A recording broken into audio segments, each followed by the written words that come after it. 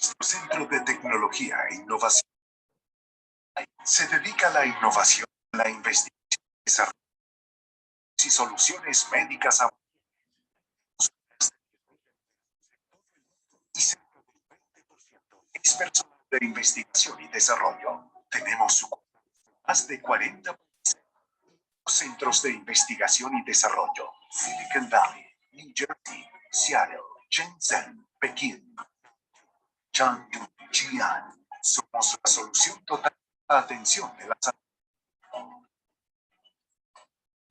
Nuestra línea de monitoreo de pacientes y soporte vital amplía las áreas de innovación. La línea de diagnóstico in vitro, la precisión y eficacia en todos los laboratorios. Y la línea de diagnóstico por imágenes es la ampliación revolucionaria e inteligente de ultrasonido.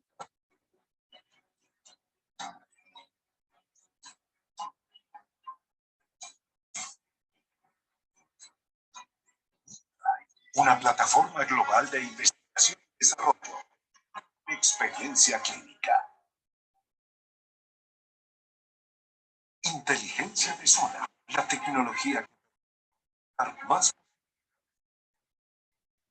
Somos la primera compañía china en obtener la certificación CE en panel de enfermedades infecciosas, reconocidos por nuestra fabricación inteligente. Tenemos cerca de 300 tipos de productos, más de y nuestro centro de fabricación de 300.000 metros cuadrados. Las soluciones de productos de vida llegan a más de 190 países y regiones. Prestamos servicio a las mejores instituciones médicas del mundo.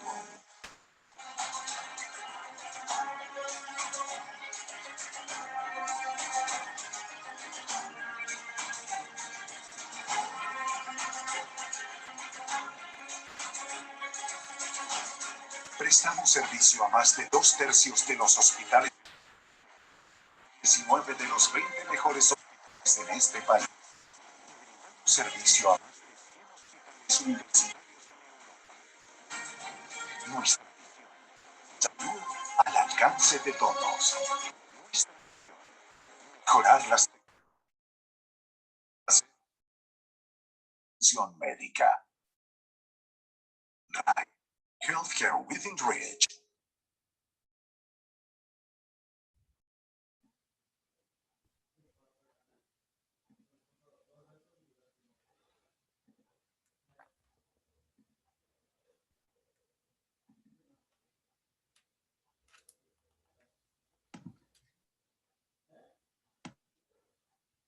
Hola, muy buenas noches a todos, estimados doctores y espectadores. Mindre les da la más cordial bienvenida a nuestra segunda sesión del Simposio Internacional de Elastografía. Mi nombre es Griselda Serrano, soy especialista de aplicaciones clínicas para Mindre Latinoamérica. Es un placer estar aquí con ustedes hoy. Antes de hacer las introducciones, quisiera introducirles la tecnología de elastografía de Mindray con un breve video.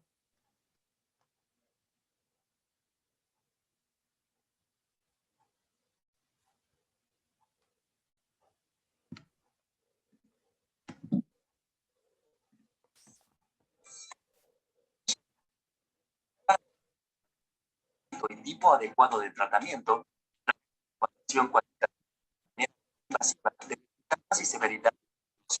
Este método ha sido utilizado ante la detección de enfermedades hepáticas y convertirse en el estándar de estudio en reemplazo de la biopsia hepática. La elastografía STQ en tiempo real de Mindray es fácil y precisa. En tiempo real, la imagen 2D activa la función STQ Quantification. Con la ayuda de coloque la caja de registro hepático. En la derecha de la pantalla, centro de la caja de registro. Puede ajustar ajustar el tamaño de la caja de registro en la pantalla táctil. 4. Inicie la adquisición. 5. De las cuales obtendrá el promedio, valor máximo, mínimo, desviación estándar y profundidad. Puede elegir entre el módulo de Young o la velocidad de la onda de corte para realizar la evaluación del nivel de fibrosis. También es posible utilizar la función STQ en un solo punto, activando en la pantalla táctil la herramienta STQ. Con esta función, adquirirá un solo cuadro con mayor calidad de imagen, con la que podrá obtener máximo, desviación estándar y profundidad. Puede elegir entre el módulo de Young o la velocidad de la onda de corte para realizar la evaluación del nivel de fibrosis. Con la elastografía Sharewave Minray, obtendrá una mejor penetración y cuantificación más confiable.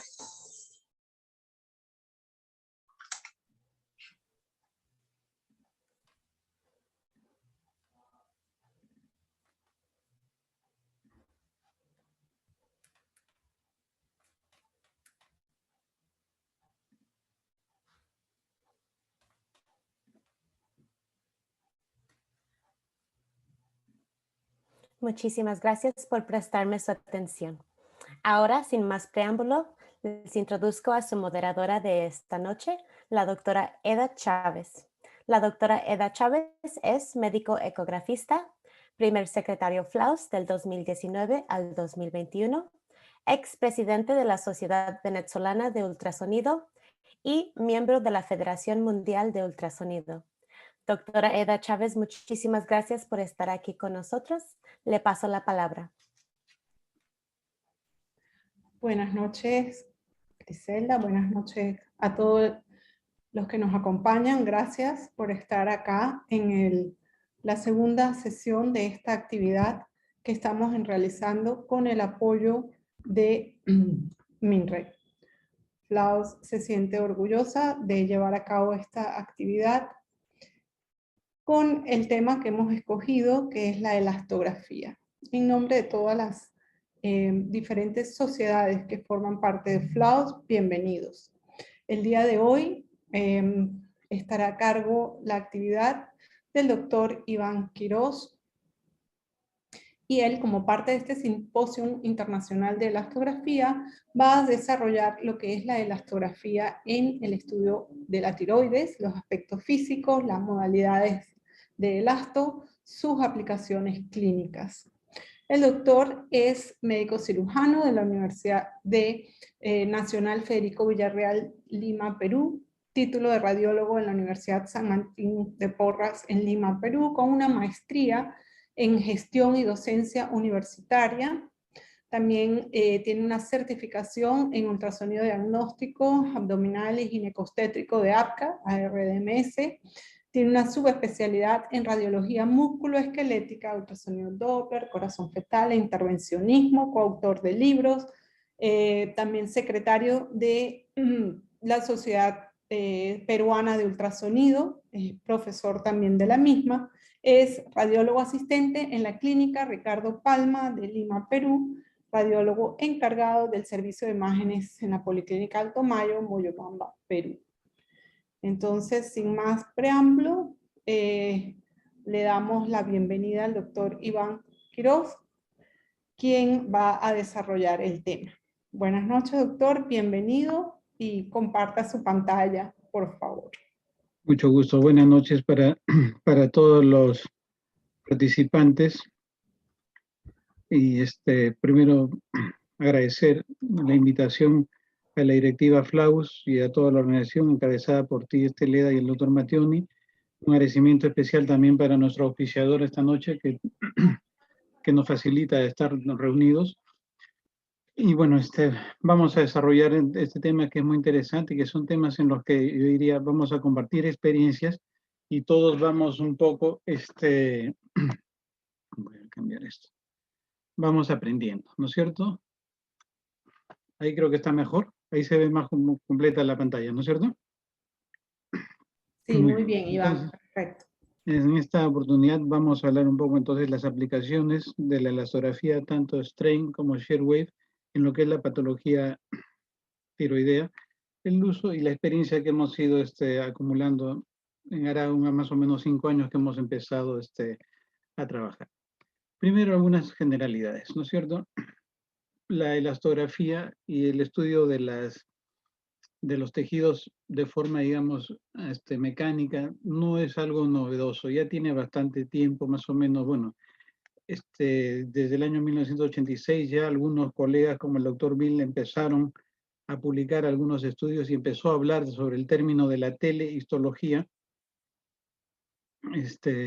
pero mucho antes ya, por ejemplo, más o menos, digamos, en los años 50, un colega también empezó a hablar, ¿no? Y sobre esto y las características de los polímeros y en la piel y los tejidos. Entonces, hemos ido avanzando y evolucionando cada vez. Actualmente ya, digamos, el ultrasonido ya es reconocido y que ha alcanzado una resolución y una capacidad similar a la resonancia magnética ya más o menos hace 2 décadas. Y esto ha ido evolucionando cada vez más. Entonces, esto es importante porque quiere decir que tenemos una técnica ya validada y, y aceptada y debidamente certificada, ¿no es cierto? Tenemos dos tipos básicamente de elastografía, la cualitativa o strain, en la que trabajamos sobre lo que es la deformación, la capacidad de formar del tejido de las estructuras, y luego la que se llama cuantitativa o shear wave, en la que ya se hace una medición, digamos, ya no subjetiva ni supeditada a la presión que uno puede ejercer en la mano, sino simplemente es una medición que la máquina obtiene a través de las características de la onda transversa y de los tejidos y nos va a dar un valor, por eso que se llama cuantitativa, ¿no es cierto? Nos da un valor exacto que no está supeditado a la subjetividad. En esta charla vamos a desarrollar, bueno, muy brevemente, sobre hablar sobre lo que es la definición de la elastografía, un poco sus principios físicos, sus usos en músculo esquelético y partes blandas y las limitaciones que podemos tener y también algo sobre los reportes. La elastografía en realidad no es que apareció en la medicina, ¿no es cierto? Nosotros los médicos, creo que desde sus inicios de la medicina, siempre la hemos aplicado. Siempre hemos palpado y tocado la economía y las estructuras de nuestro paciente tratando de obtener información. Lo que hemos logrado ahora más bien es al revés. La ciencia, los ingenieros y todos estos equipos, como hemos visto en los videos iniciales, han logrado transferir esa cualidad que nosotros tenemos en las manos parcialmente a la máquina. Y eso es importante, ¿no es cierto? Eso es un proceso largo. Bueno, este es un cuadro antiguo muy conocido simplemente para esquematizar los tipos de elastografía. Bueno, empezamos con la elastografía tipo FibroScan, hemos ido avanzando, la strain, evolucionando. Apareció la shear wave de un punto en la que solamente indago y busco un punto, que es muy buena y que también nos da una precisión bastante exacta. Y luego había aparecido lo último, que es la fotografía 2D, que es multifocal y tenemos una evaluación, digamos, más certera del tejido o la zona que voy a estudiar. Esta es la que más estamos aplicando. En la parte, digamos, de revisión, la parte de principios físicos, entonces vamos a recordar, la sonda cuando empieza a lanzar las ondas de sonido, hay una energía mecánica que va a producir un movimiento paralelo en todas las estructuras, moléculas y estructuras físicas que conforman los tejidos. Ese movimiento paralelo, entonces lo vamos a ir lanzando y tenemos ese efecto mecánico en el tejido. Pero paralelamente yo puedo, aparte de eso, lanzar o hacer una compresión, ya sea con mis manos o la misma máquina electrónicamente, y entonces esto va a hacer que la onda varíe en su longitud y amplitud, y entonces de acuerdo a la consistencia o dureza del tejido, vamos a tener una variación que la máquina me lo representa ya en un mapa de color, ¿no es cierto? Eso es lo que es la elastografía strain, la que le llamamos por compresión. Luego tenemos la elastografía shear wave. Mecánicamente, si bien yo cuando lanzo las ondas de sonido, que es una energía a través del tejido, produzco movimiento paralelo, pero también produzco un movimiento en onda y un desplazamiento transverso. Entonces, la medición de esta onda transversa es la que yo la voy a lograr, y bueno, yo no, sino la máquina la logra a través de varios pulsos, va emitiendo pulsos, va midiendo, y entonces vamos obteniendo un valor. ¿Por qué? Porque los tejidos, de acuerdo a su consistencia y dureza, van a tener una velocidad distinta, ¿no es cierto?, de propagación de esta onda. Entonces, si es más duro, todos sabemos que la onda se transmite más rápido. Si más hablando, bajamos de velocidad. Y eso va a traducir en cambios de fibrosis. Pero tenemos una pequeña limitación, que la medición de esta onda transversa está supeditada a la profundidad. Entonces, los traductores lineales y convexos no podemos aplicar a cualquier profundidad, y por eso cuando compramos el equipo y empezamos a estudiar, nos dan indicaciones a qué profundidades más o menos tenemos que trabajar. Ahí tenemos la onda trabajando, acá simplemente los módulos, lo mismo, pero explicado ya en un esquema. Lanzamos la onda, el haz de sonido, empezamos a obtener la onda transversa, buscamos un target, empezamos a emitir varios pulsos, la máquina empieza a calcular esos pulsos y al final me va a dar un valor de la consistencia del tejido. Esto yo lo voy a transmitir en un valor que puede ser en centímetros sobre segundo, porque digamos estoy midiendo una onda, o cambiarlo a, digamos, kilopascales, que es la unidad de medición de la dureza de los cuerpos. Acá un esquema simplemente de cómo podemos ir lanzando y afectando la onda y los tejidos con el trazo de las.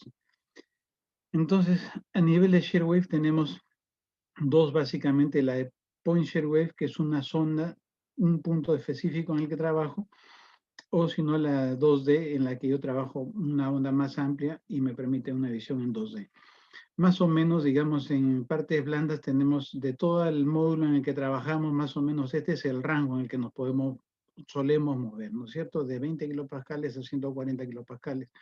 Eso es importante, y acá entonces vemos, entonces un ejemplo, este point shear wave en tejidos blandos yo no lo uso mucho, pero sé que da valores muy precisos. Entonces uno escoge un target, la máquina lanza los módulos y me da un valor, ¿no es cierto? Acá me está dando un valor que yo puedo pedir a la máquina si me lo da en velocidad o en kilopascales. Y acá estamos ya viendo otro ejemplo en el que ya es el shear wave 2D, en el que yo tengo una lesión o una estructura que quiero estudiar, hago la indagación, escojo el punto de interrogación a través de un target o un área de indagación y obtengo el kilopascal, ¿no? Shao Chong es uno de los artículos, tiene un artículo muy interesante de revisión en el que hace pues una revisión de varios centros y estudios en los que ya se han más o menos estandarizado valores. De acá lo que yo quisiera resaltar más o menos es que para el punto de corte y dependiendo de la técnica que hemos aplicado, más o menos para lesiones, digamos, malignas o sugerentes de malignidad, yo creo que tenemos un corte que algunos dicen entre 40, 60.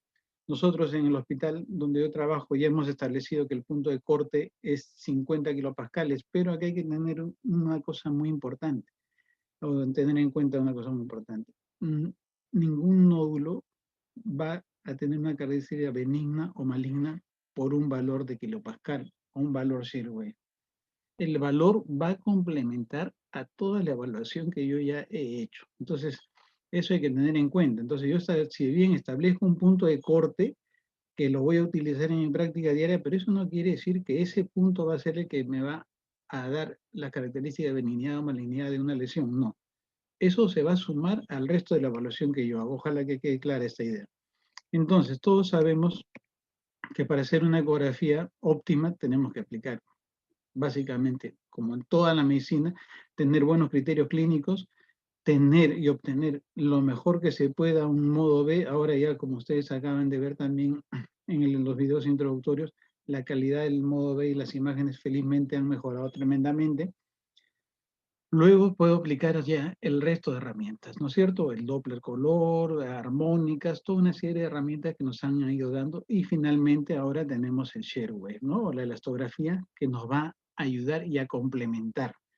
Pero hay que tener presente, en medicina no existe la varita mágica.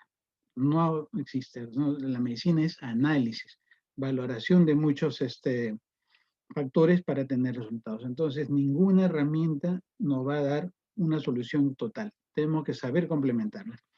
La elastografía, básicamente en patología tiroidea, ¿para qué la vamos a aplicar? Bueno, para complementar nuestra evaluación 2D, ¿no es cierto? Entonces, nosotros primero tenemos que haber hecho una adecuada caracterización de 2D. Y entonces, la elastografía no caracteriza. Eso es importante. Simplemente complementa a lo que yo ya tengo. Es muy útil, sobre todo en tiroides, para los nódulos que están en la categoría TIRAS 3. Ya lo vamos a ver después por qué. También nos puede ayudar en la elección del nódulo para biopsiar cuando tengo varios posibles nódulos o varios targets y evitar funciones innecesarias.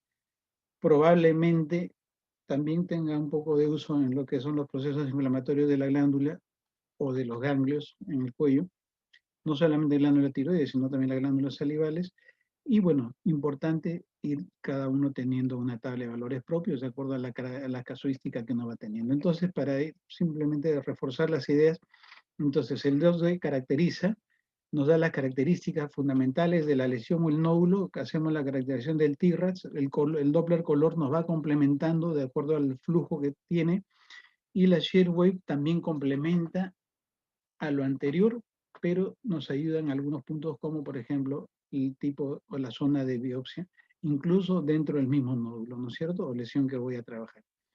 Acá entonces vamos a ir avanzando un poquito, vemos un nódulo. Esto, por ejemplo, fue la primera elastografía con la que nosotros trabajamos. Era el mapa a color, por supuesto, pero nosotros en el hospital imprimimos en blanco y negro. Entonces el vendedor nos dio la alternativa de poner el mapa de Sherwave, de este strain, en blanco y negro, y nos pareció muy interesante porque se nota bastante bien, y entonces vemos acá un nódulo que ya podemos apreciar acá las características y traducirlo esto a la elastografía strain, en la que vemos simplemente que el nódulo y la sombra son compatibles y corresponden, ¿no es cierto? Otro nódulo también con sus características ya definidas y con el mapa, ¿no es cierto? Acá el mapa está invertido, entonces el oscuro es más consistente y lo brilloso es más blando, como podemos ver en el mapa, ¿no es cierto? Eso también es importante. De acuerdo, nos saca un poco más de casos. Yo, la verdad, no trabajo mucho la elastografía strain, no porque no tenga credibilidad en esta técnica, sino que he optado más por cuestiones de tiempo y para mí de practicidad de frente a hacer los análisis con Sherwave. Pero es válido y bueno, hay excelentes ponentes y charlistas y de colegas que trabajan el strain y muy bien. Entonces acá vemos, por ejemplo, también una lesión tiroidea, vemos las características, hacemos el mapa. Acá, por ejemplo, lo ideal es que el mapa y el box del mapa cubra la lesión, porque yo necesito que ver si es que los márgenes de la lesión exceden o no exceden, o si son más pequeños, como en este caso de la lesión. Entonces, siempre tratar en strain de que el área o la lesión que yo quiero estudiar, el box la cubra completamente. Acá vemos un ejemplo en el que ya hemos hecho esta maniobra y logramos ver, entonces, vemos el nódulo, estamos simplemente introduciendo, ¿no es cierto? Entonces, vemos acá el mapa y entonces también es importante ver qué cosa es más duro y qué cosa es más blanco, depende de mi máquina o cómo la he configurado también, porque hay algunas máquinas que, por ejemplo, como en esta, que azul significa blando, ¿no? Tejidos blandos, y rojo significa más duro, pero también me ha tocado trabajar con algunos equipos que vienen con el mapa al revés. Entonces siempre darnos ese trabajito de ver cuál es cuál, para no interpretar al revés. Y luego también cuando uno trabaja el strain, siempre tenemos un mapa de compresión, que nos da, digamos, ver si es que lo que estoy comprimiendo o el nivel de compresión que estoy haciendo es adecuado. Y este mapa siempre lo voy a ver acá. Entonces es importante tenerlo allí y ver que por lo menos esté en los 3/4 superiores de mi reconstrucción. Acá el mapa, ven, ya cayó un poquito, pero igual veo una lesión con sus características, el mapeo que es más amplio y regular, entonces también me va orientando, aunque, como les digo, este nódulo ya está bastante caracterizado en modo B. Entonces yo lo único que estoy haciendo es confirmar o corroborar lo que yo estoy viendo en modo B con el mapa de colores. Acá unos ejemplos también similares. Entonces veo la lesión, acá sí he cubierto completamente, entonces voy viendo y categorizando la lesión. Acá vemos igual, esto es a nivel de parótida, una lesión intraparotídea, ¿no? de tipo ganglionar, intraparotídeo. Entonces las lanzamos y aparentemente el shear wave nos dice que tiene la típica bandera tricolor que puede también corresponder a lesiones quísticas, pero acá sabemos que no es una lesión quística, sino es una lesión de intraparotídeo tipo linfático, y acá simplemente para ver un mapa. Entonces la velocidad, la resolución y cómo van reconstruyendo, eso depende justamente de la máquina. Las primeras eran muy lentas, ahora como todo va mejorando obtenemos. obtenemos una mejor imagen. Esta, por ejemplo, es una lámina muy interesante y muy bonita que sirve como ejemplo de mi amigo Roberto Moncayo, que también tiene una charla muy bonita sobre la astografía en patología tiroidea. Entonces, en el strain yo puedo dar mediciones y targets en distintas áreas y de acuerdo al área que yo indago puedo obtener un ratio, ¿no? Un ratio entre los tejidos que estoy midiendo y cuántas veces más duro es una zona de un tejido con otra. Y entonces yo puedo tener un resultado y ese ratio me puede servir, ¿no? Porque yo puedo tener un punto de corte. Por ejemplo, a partir de 3 veces más duro que el tejido circundante, yo puedo tener una idea que ese tejido puede ser catalogado ya como características malignas o 4 veces dependiendo del punto de corte. Entonces, acá otro similar, acá vemos entonces que hay mucha diferencia entre los dos puntos, entonces una diferencia más acentuada. Por supuesto que las características de este nódulo son otras también, entonces complementa el valor. Yo no lo trabajo mucho esos ratios, pero son muy interesantes y recomiendo mucho, sobre todo para los colegas que están empezando, yo creo que vale la pena que den un tiempito, una curva de aprendizaje en esos ratios. Específicamente la elastografía Shear-Wave, entonces en patología tiroidea, bueno, primero, como les digo, y hay que recordar que ya es una técnica y una modalidad debidamente certificada y aprobada, ¿no es cierto? Complementa el modo B, siempre ser consciente al color y también al power. Hay que estudiar y ser conscientes que estamos haciendo estudios de lesiones superficiales y el box o el ROI de estudio tiene que ser pequeño, porque es al revés de la elastografía strain, que yo necesito cubrir toda la lesión para ver si el mapa de color sale o no de la lesión, de los bordes de la... Acá no, porque acá yo estoy indagando un área de un tejido. Entonces eso, mientras yo más logrando, le quito un poco de resolución a la máquina. Yo tengo que fijarme al punto de más interés y un ROI, obviamente no que sea demasiado pequeño, pero que me permita una buena resolución. Y tenemos que tener una adaptación y valores de acuerdo a lo que vayamos trabajando. Entonces, eso simplemente, todos conocemos los criterios, ¿no es cierto?, para categorizar una lesión tiroidea. Y eso lo pongo acá, ¿por qué? Porque cuando nosotros queremos usar el Shear-Wave, primero tenemos que saber caracterizar bien una lesión. Luego de haber caracterizado bien una lesión, me va a ayudar el color, me va a ayudar el Shear-Wave, todo, pero yo ya tengo primero en modo B que haber caracterizado bien, y bueno, los criterios TIRAS me parece que son bastante sencillos y bastante aplicables, ¿no es cierto? Entonces, pero acá sí ya, por ejemplo, entonces para la interpretación es donde me empieza a ayudar la elastografía. ¿Por qué? Porque de acuerdo a los valores que yo voy a obtener del valor de los kilopascales, entonces yo ya puedo ayudarme. Y entonces nódulos sospechosos o que no son tan sospechosos, yo sí les puedo aumentar el TIRAS de acuerdo a su grado de dureza o el valor que me alcanza el Shear-Wave. Pero si no, no al revés, ¿ya? Entonces el Shear-Wave me ayuda para categorizar para arriba el TIRAS, pero no para abajo. Es decir, una lesión que tiene un TIRAS elevado, pero un valor Shear-Wave bajo o menor de lo que sea mi punto de corte, yo no le puedo bajar la categoría TIRAS. Eso es importante. Entonces el Shear-Wave me sirve para aumentar el TIRAS, no para disminuir. Nosotros el punto de corte que utilizamos son 50 kilopascales, muchas escuelas utilizan 70, eso ya depende de la práctica y el quehacer que uno haga. A mitad de charla vamos a hacer una pequeña encuesta que creo que la van a poder responder. Entonces, y me gustaría saber de los que están escuchándonos, ¿ustedes qué piensan? ¿Los tejidos en general no se pueden comprimir o los tejidos sí se pueden comprimir? Y me gustaría que vayan pensando, bueno, si piensan que sí se puede comprimir, ahí va a haber una opción A. Y si se va, si piensan que sí se comprime, entonces va a ser la opción B. Pero lo importante es acá ver por qué, ¿no? Si no se comprimen, más o menos decir por qué. Ahí está apareciendo en pantalla, entonces todos pueden optar por la votación y elegir sus resultados, ¿ya? Ahora se me fue el mouse, no sé, bueno, pero creo que es por la presencia de la encuesta. Entonces, miren qué bien, felizmente que hay una buena participación. Entonces, es importante tener claro porque estos son principios físicos. Y los principios físicos ustedes saben que son el quehacer de la medicina, ¿no es cierto? Y de la parte de imágenes, tengo que comprender bien. Excelente. Muy bien, miren, entonces han participado la gran mayoría. Entonces tenemos, miren, el 90% de los colegas que están participando piensan que los tejidos se pueden comprimir. Y el 10% piensan o opinan que no. Esto lo vamos a, yo creo, desarrollar al final para poder avanzar, pero de por sí, el agua, por ejemplo, si yo tengo un cubo de agua, y ese cubo de agua, yo le aplico una presión, no la voy a poder comprimir, la voy a poder deformar, pero no comprimir, y algo similar pasa en los tejidos.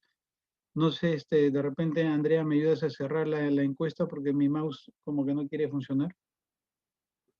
No sé si me estás escuchando, Andrea, o no sé cómo cerrar el launch de las, La cerré yo, Iván, que no debería salirte, ya no la estamos viendo. Ya, vamos a ver, me queda ahí todavía, se me ha quedado en pantalla, pero bueno, no importa. Ya, entonces, vamos a seguir. Entonces, en patología, ¿cómo vamos a adquirir?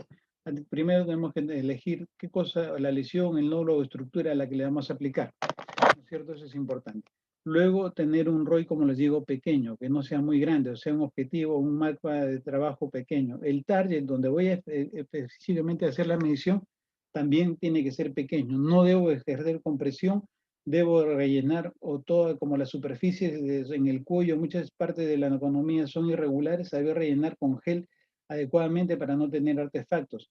El haz de sonido debe ser perpendicular a la lesión que voy a realizar. Luego, otra recomendación muy importante.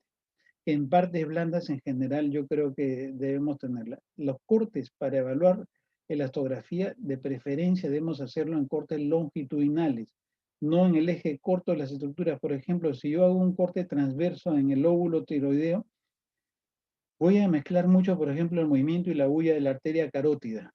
Y si no, la rigidez del cartílago tiroides, a la tráquea, entonces me va a crear imágenes innecesarias. En cambio, yo tengo la señal más limpia en cortes sagitales. Importante, 5 tomas por lesión máximo y siempre comparar mi tejido afectado o la lesión con el tejido sano. Entonces, acá vamos a ir avanzando. Tenemos un nódulo, ya lo estamos caracterizando, tanto en modo B como se ve el mouse, ¿no? Sí, sí, se ve el mouse, se ve el mouse. Vemos un poco también las características del color. Entonces, eso es importante. Acá he lanzado ya el mapa de shear wave, y entonces, paralelamente, elijo el área de indagación, ¿no es cierto? Entonces, acá, como ven, ya no me sale un mapa de compresión, porque la máquina en absoluto trabaja con la compresión que yo hago. Más bien acá, mientras menos compresión haga yo y mientras más neutral sea mi efecto de presión en la piel, va a ser más fidedigna el valor. Yo lo único que estoy obteniendo es la escala en modo grises y la escala de presión o de kilopascales paralelamente, y acá tengo un resultado, ¿no es cierto?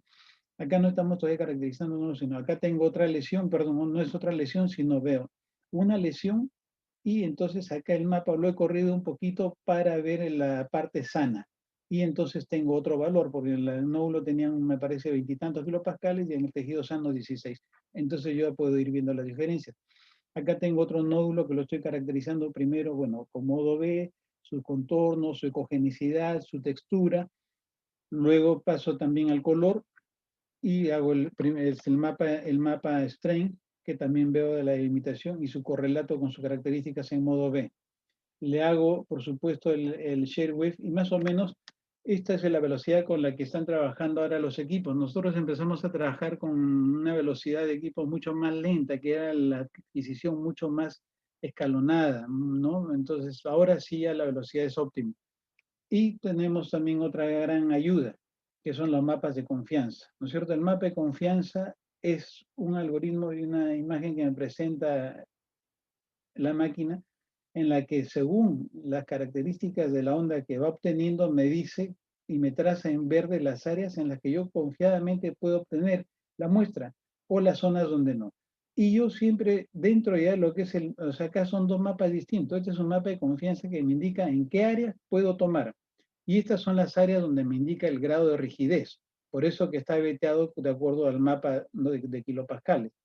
Entonces yo siempre elijo, obviamente, uno tiene que elegir las zonas verdes, porque son las que la máquina me dice que están adecuadas para obtener el valor, y siempre elijo un punto intermedio. No escojo ni el más blando ni el más duro. Continuamos entonces ya para ir viendo algunos casos y ir familiarizándonos con esta modalidad cada vez más. Entonces vemos una tiroides grande, irregular, probablemente multinodular. Le lanzamos la medida a uno de los nódulos, obtenemos, miren, 1 kilopascal bastante bajo.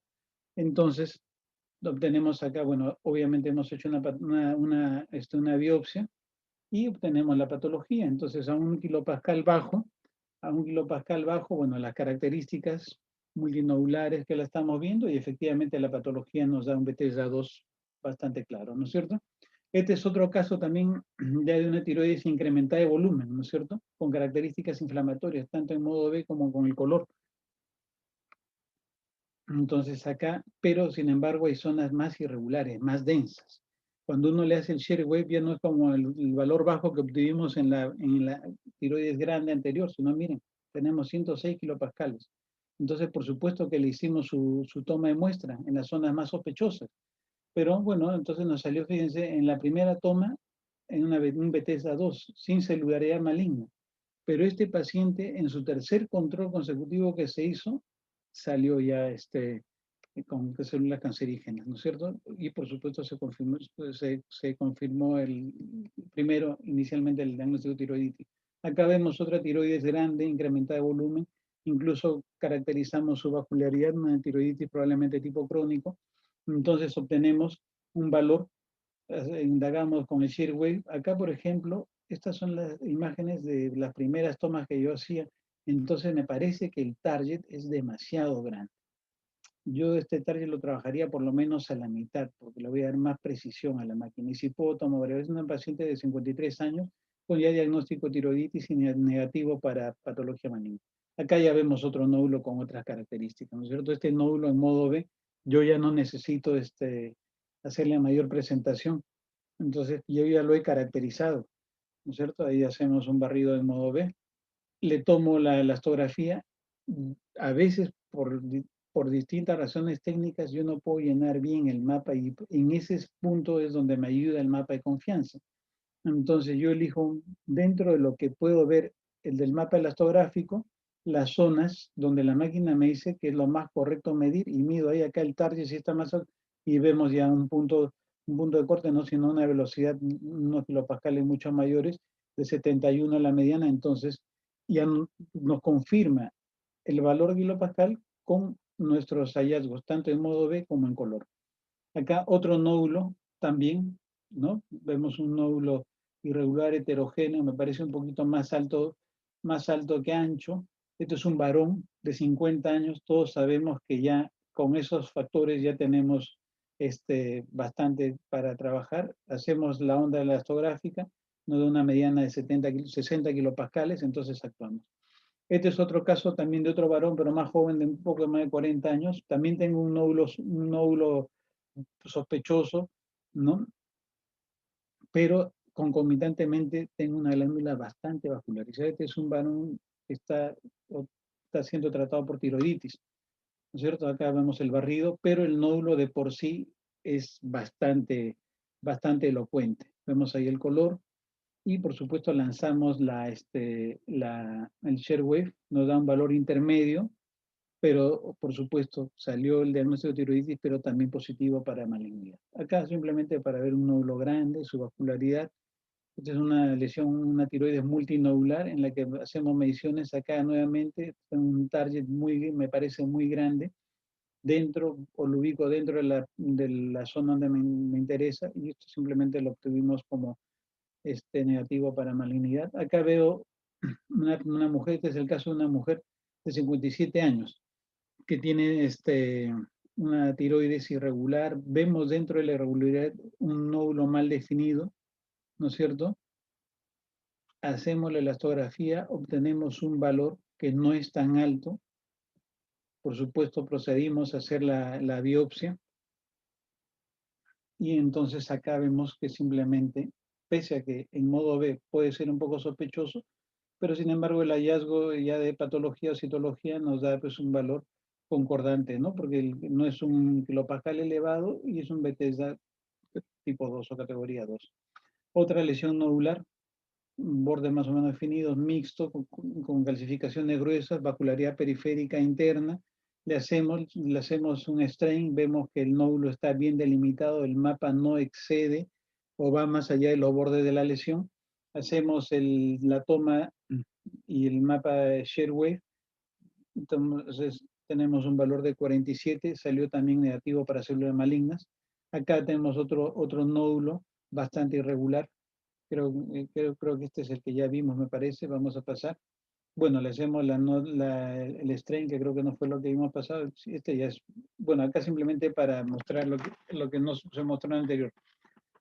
Este es un nódulo con características en modo B bastante elocuentes para malignidad, ¿no es cierto? Los valores de kilopascales nos dieron también elevados. El Doppler color, no sé si vieron, era eminentemente periférico.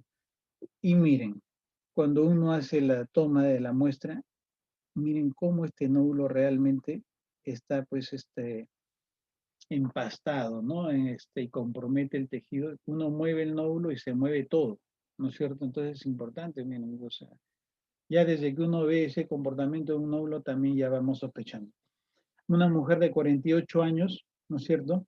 Vemos un nódulo en el polo inferior, hacemos el strain, vemos que está adecuado el mapa de compresión, hacemos la valoración de con Sharewave, entonces, perdón, y este es un nódulo que salió también negativo para células malignas y sus kilopascales nos dieron bajos, entonces nos ayudó a complementar si es que el modo B nos quedaba alguna duda. Acá un nódulo ya con otras características benignas, simplemente tomamos, hacemos el mapeo, escogemos dentro de la zona verde del mapa de confianza y lanzamos y vemos un kilopascal que, digamos, con su acondicionado a su característica de modo B, nos quedamos tranquilos.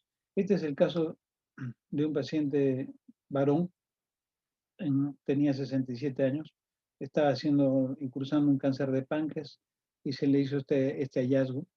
Yo quise hacerle el mapeo, la máquina no logré calibrar y lograr un buen mapeo.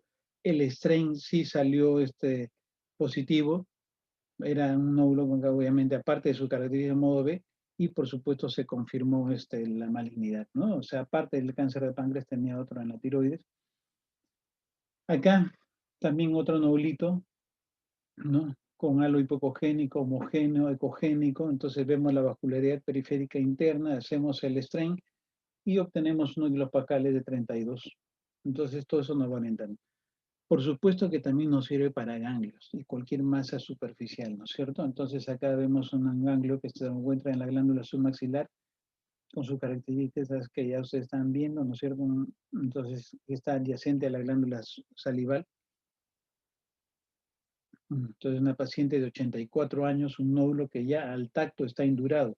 La vascularidad es bastante llamativa. Nos sale un kilopascal no tan elevado, pero ya es 51, más las características, incluso lo que yo he palpado, y por supuesto que nos salió con malignidad para el proceso linfático, ¿no es cierto? Acá, otro nódulo, miren, para ir ya casi terminando, porque me parece que estamos en las láminas finales, como les dije, el Sharewave también nos puede orientar para las tomas de biopsias. Esta es una paciente de 45 años en la que el médico tratante ya tiene la ecografía y la envía para hacer una punción. Entonces acá tenemos un nódulo en el polo inferior derecho, multilobulado, irregular, heterogéneo, y otro en el lóbulo izquierdo, ¿no es cierto? En el polo inferior, con sus características en color. Esta creo que fue la que se la puse al inicio. Entonces, digamos, acá sin el Sharewave quedan dos posibilidades. O hacía doble punción, o quizás utilizando un poco la metodología de nuestro amigo Glenn Mena, con el Alpha Score, podría haberme ayudado a escoger el nódulo, pero yo sinceramente hasta acá yo hubiera elegido punzar este nódulo, ¿no es cierto? Bordes más irregulares, más hipoecogénico, presenta de forma más clara las microcalcificaciones. Por el Doppler color no tanto, pero por el modo B. Pero entonces acá yo obviamente, bueno, primero les hago el strain, vemos que abarcan más área de la que se ve en modo B, y les hago la medición, ¿no es cierto? Entonces hago las mediciones. El más grande, el de mayor volumen que está en el lado derecho, me da mayor kilopascal que el otro. Entonces fuimos automáticamente a este. Pero, por ejemplo, fue interesante el valor porque miren, esos son nódulos con esta característica que ya les hemos descrito, nos da un kilopascal de 35 aproximadamente. Y miren la patología.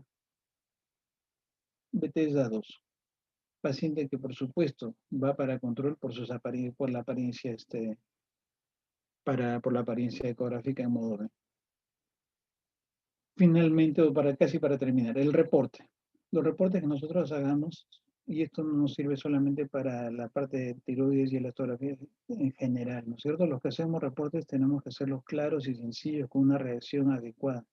Pensar que nosotros no estamos postulando a la NASA ni a ninguna academia especial, mientras más colegas, mientras más gente nos entienda lo que estamos colocando, eso es importante. Quiere decir que nuestro reporte va a ser mejor. Tengo que hacer una descripción, por supuesto, de todas las herramientas y técnicas que he utilizado. Saber describir bien la lesión y sus hallazgos, ¿no es cierto? Tengo que definir, de acuerdo a mi experiencia o la literatura que yo lea, mi punto de corte para cada estructura y lesión. Siempre tengo que tratar de que mi reporte sea enfocado a la solicitud que tengo. Bueno, por supuesto tengo que dar mis conclusiones y también sugerencias o aclaración de alguna limitación que he tenido durante la lesión de este examen. Para recordar, ¿no es cierto?, en la elastografía shear wave de tiroides. El modo B o 2D es el que caracteriza la lesión, ¿no? Entonces es importante. El color Doppler y la elastografía complementan el hallazgo que ya tengo. Es importante esta tercera opinión, porque yo creo que quizás es uno de los aportes más importantes. El shear wave me ayuda para los hallazgos indeterminados, como varias lesiones que les he puesto, ¿no es cierto? Por eso que escogí esas lesiones, que son lesiones en el borde, sospechosas, pero entonces el shear wave me ayuda. En este caso, las últimas lesiones, la última lesión que le puse, el shear wave no daba más para benigno, y eso es lo que confirmó.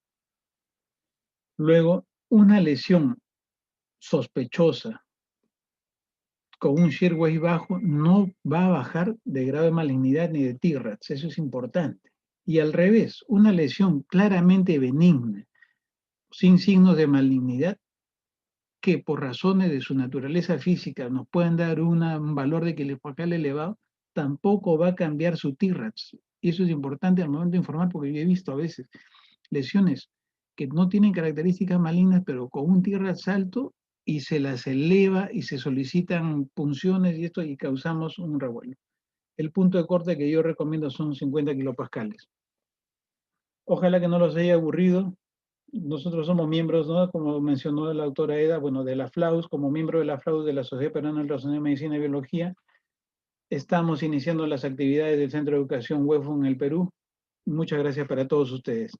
No sé si quedan algunas preguntas, comentarios que querramos, estoy presto.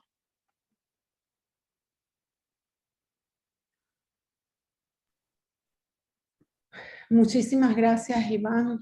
Excelente tu exposición. Creo que hiciste énfasis en cosas muy puntuales y muy importantes que queden claras para la audiencia en general y sobre todo aquellos que de repente se están iniciando en la elastografía y para aquellos que ya la realizan, ¿no?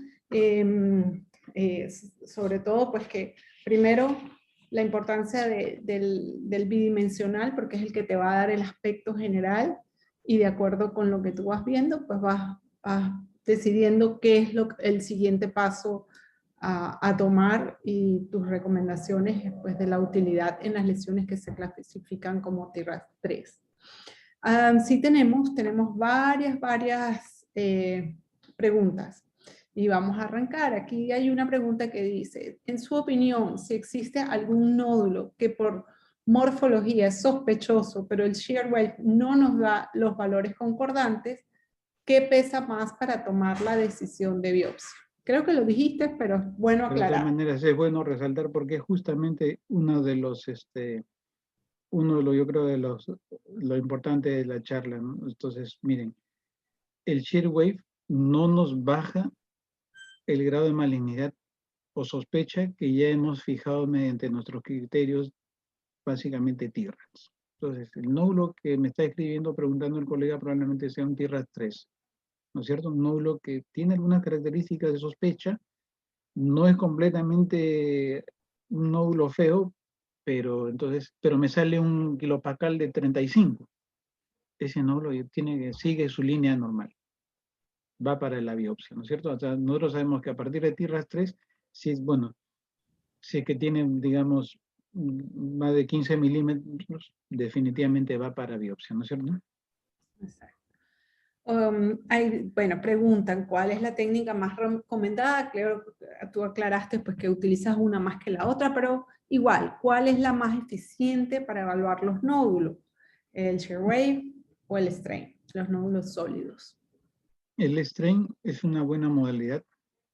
Siempre nos va a dar ratios y valores un poco supeditados a la presión que yo hago con la mano.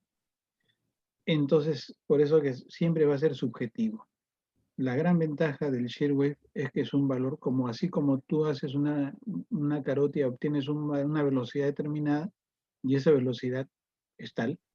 Entonces, igual, el grado de dureza o consistencia que tiene un tejido y que la máquina me lo da en centímetros por segundo por la onda o en kilopascales ya transformada el valor, ese es un grado más certero. Entonces, por eso que yo un poquito más he optado por el shear wave, sin, como te digo, quitarle los méritos y su uso al strain.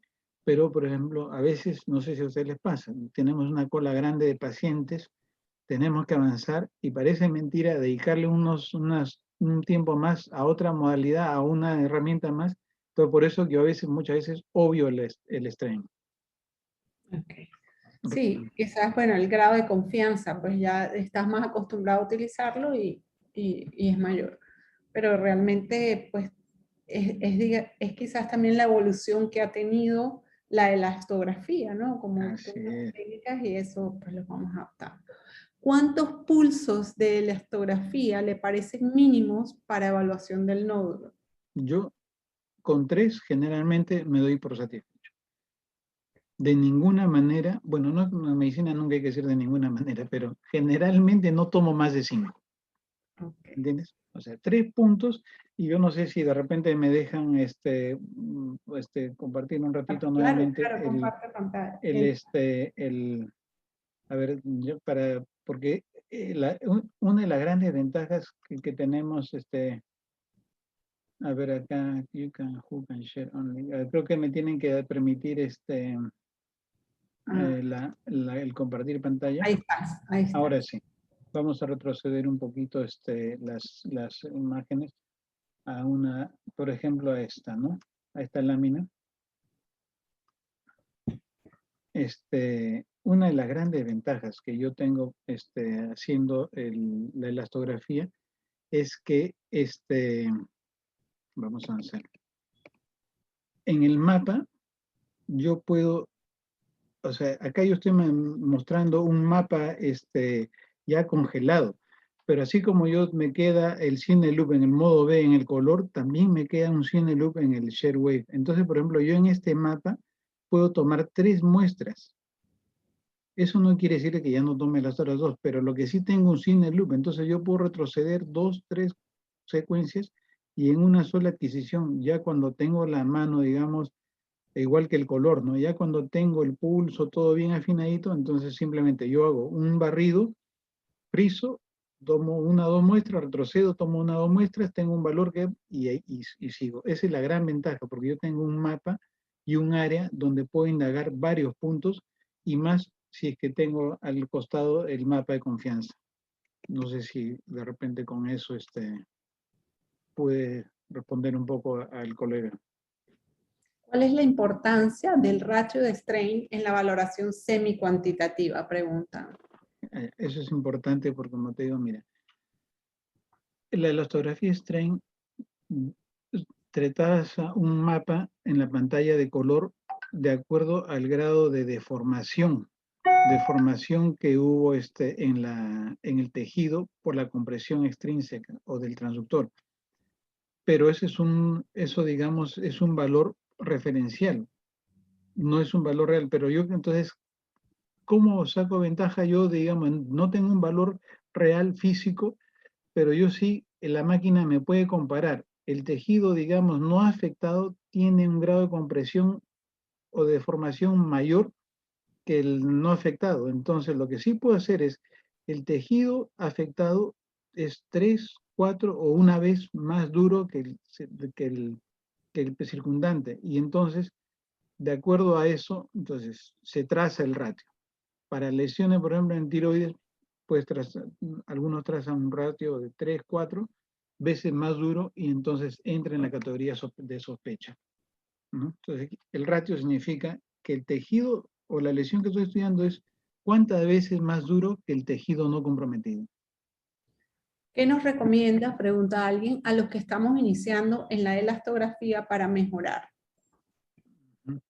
Es como es la ecografía. O sea, miren, cada pacientito de partes blandas que ustedes tienen, hacerle las ventanas para acostumbrar la mano, para no hacer demasiada presión, para tener el pulso que no se nos mueva mucho, y conocer la máquina, saber graduar. Porque muchas veces, por ejemplo, cuando ya estamos con el paciente que queremos trabajar, no sabemos cambiar el tamaño del box o el tamaño de la área de indagación. Entonces tenemos que familiarizarnos y las herramientas que nos da la elastografía, empezar a usarlas en el día a día para que cuando ya llegue el paciente que requiera el estudio, yo ya domino la parte mecánica y la botonería para la elastografía. Y otra cosa, ya en la parte del paciente, siempre yo recomiendo hacer los cortes longitudinales de la estructura o del lóbulo, ¿no? Entonces, no cortes transversos. Bueno, no solamente yo, porque eso está en la literatura también, en muchos trabajos que hacen, se obtiene un valor más fidedigno en el eje largo, ¿ya? ¿En qué grado ayuda el shear wave en los nódulos momificados? Claro. Supongo que se refiere a los nódulos con cáscara de huevo, ¿no es cierto? Sí. Que ya, o sea, tenemos ahí, por ejemplo, y creo que presenté el caso de uno de los colegas, ¿no? Que, o sea, ahí no pinta nada.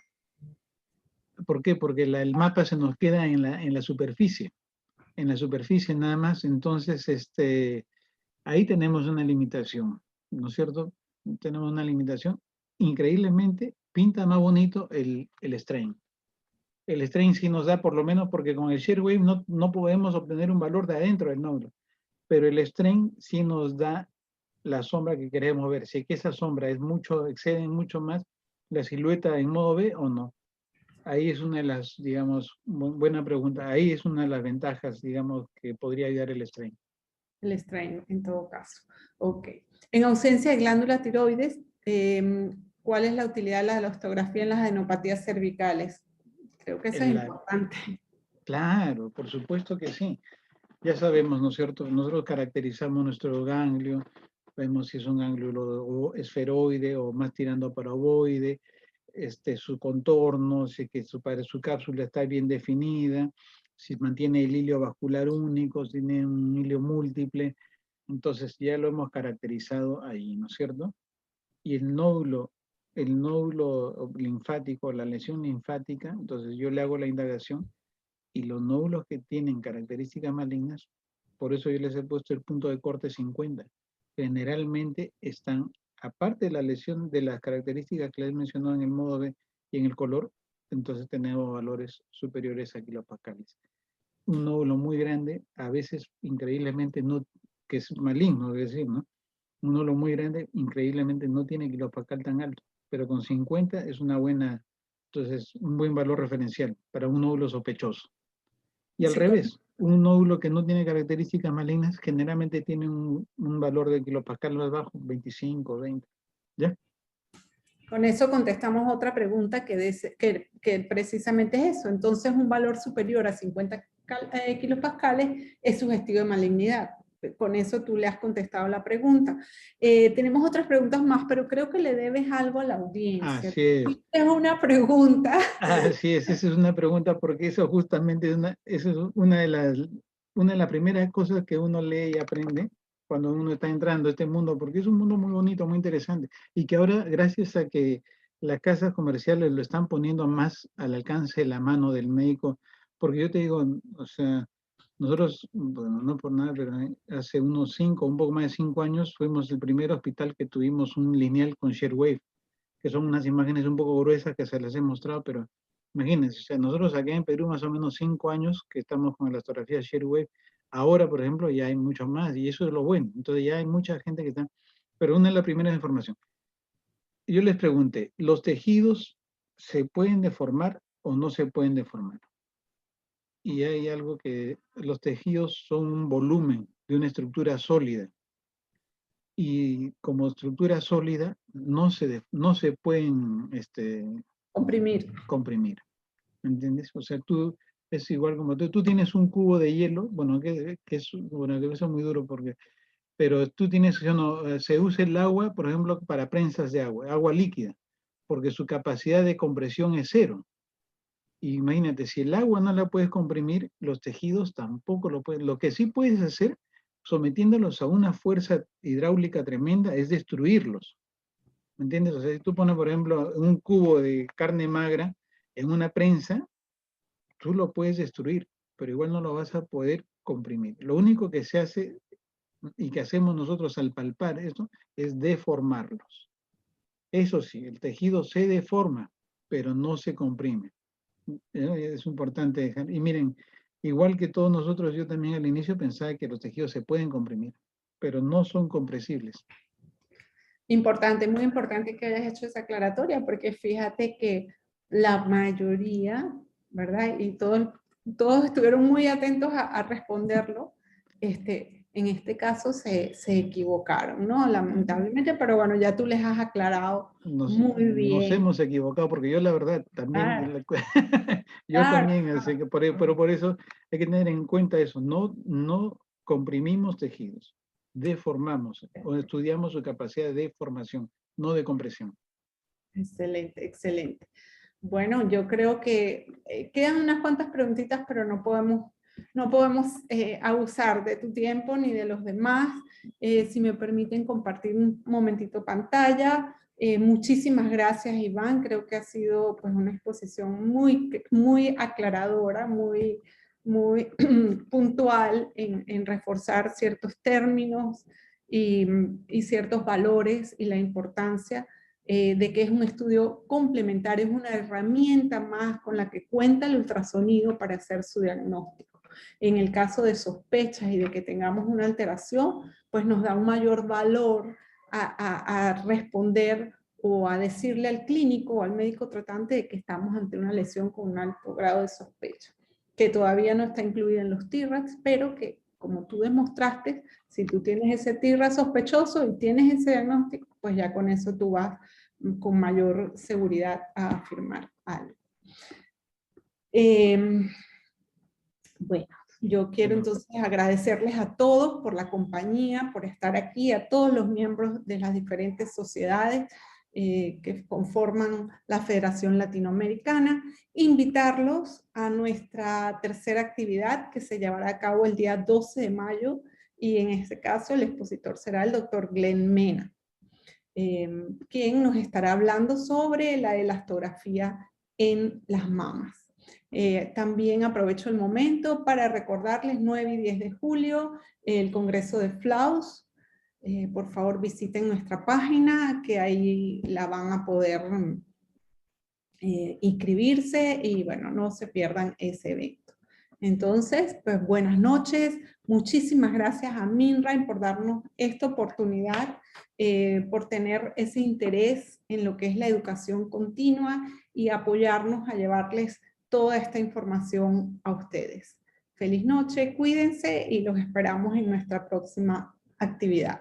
Gracias también de parte de mí, Eda, para ti, para la directiva FLAUS, para nuestro auspiciador y la paciencia de todos los participantes. Gracias de mi parte. Gracias, muchas gracias. Feliz noche. Buenas noches. Doctora Eda, doctor Iván, Muchísimas gracias por estar aquí con nosotros y compartir su conocimiento en la osteografía. Doctora Eda, gracias por ser nuestra moderadora hoy. Es un gran placer trabajar con usted. Para todos los participantes que están aquí con nosotros, muchísimas gracias. Esperamos verlos en los próximos webinars. Por favor, síganos en nuestras redes sociales para que no se pierdan de ninguna. Muchísimas gracias y buenas noches. Cuídense. Feliz noche.